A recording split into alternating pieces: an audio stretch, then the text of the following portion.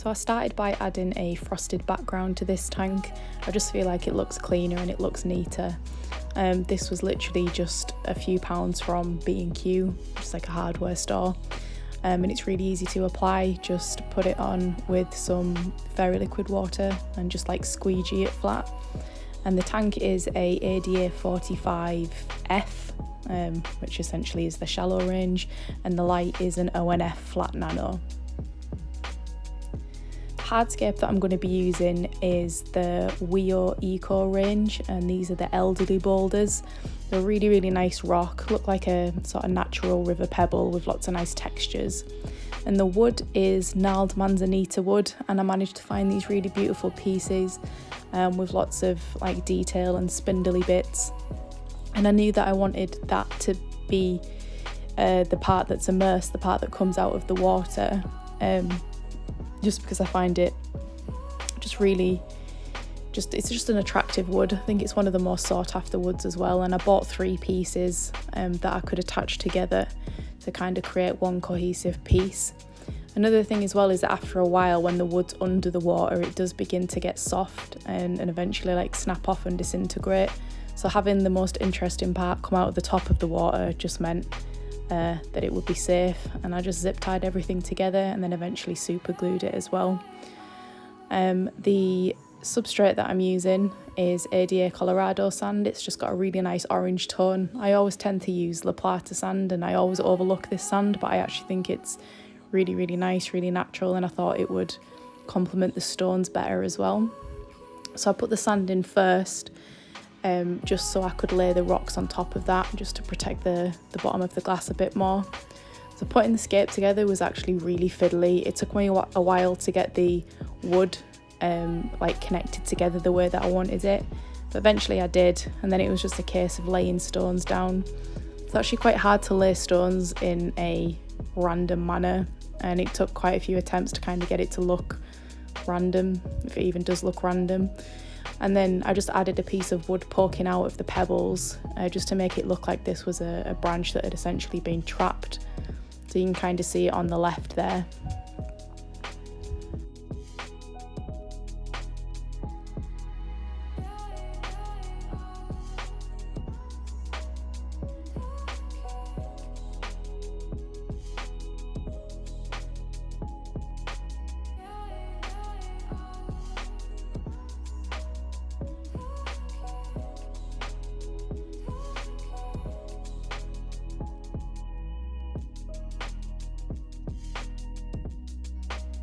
So I did go back and forth on whether to add like detail stones and graded gravels, or whether to keep a clean look, but it's me, and in the end I always do. So I did add a few little stones as detail. I think these are also WEO Eco elderly gravel, so obviously they complemented the rocks quite nicely, but I didn't go overboard with it.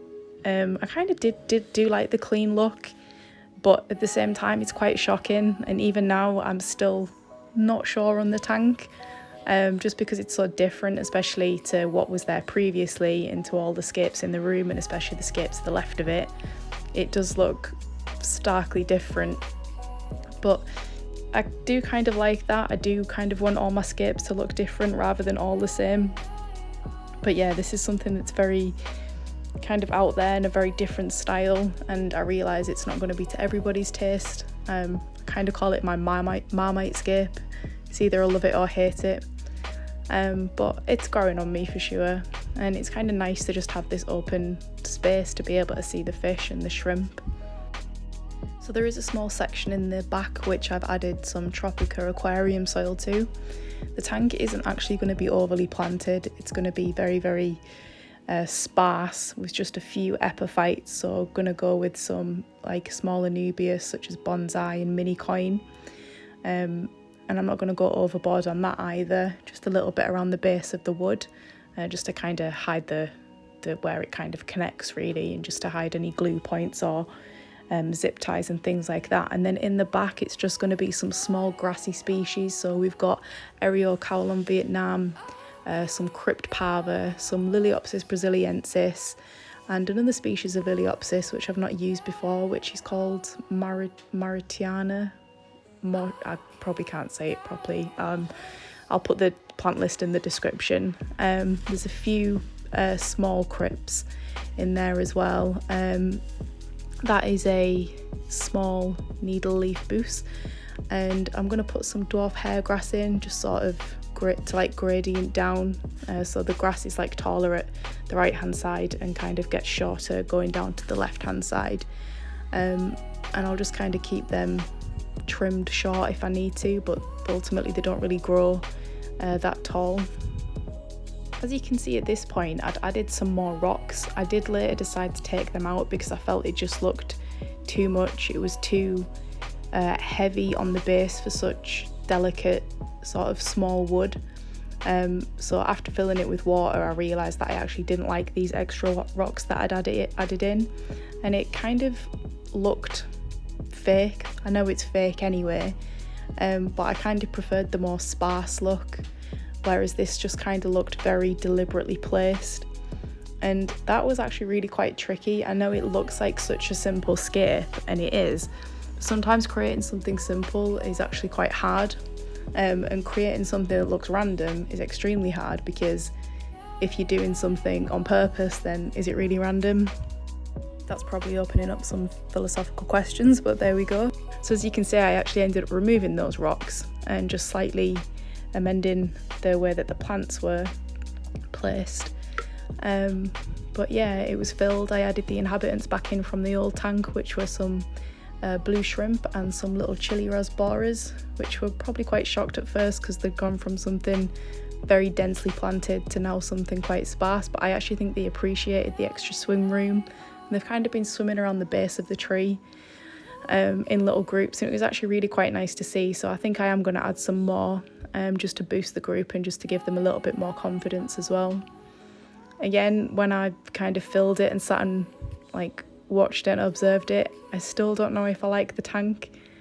I love the elements of it, but I don't know if it's fully me, fully my style, but it's always good to try something new.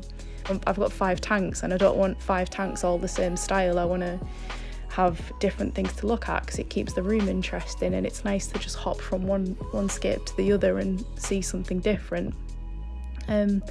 But yeah, I think it will grow on me, and I think because it looks so bare at the minute and because nothing's really grown in and it isn't as heavily planted as my other scapes, it is just a big contrast. But yeah, let me know what you guys think, and obviously I'm not going to be offended if you don't like it because I'm aware that it's quite a different style. But yeah, it was frustrating actually to make. It was very fiddly, but at the same time I learnt a lot, and that's always valuable.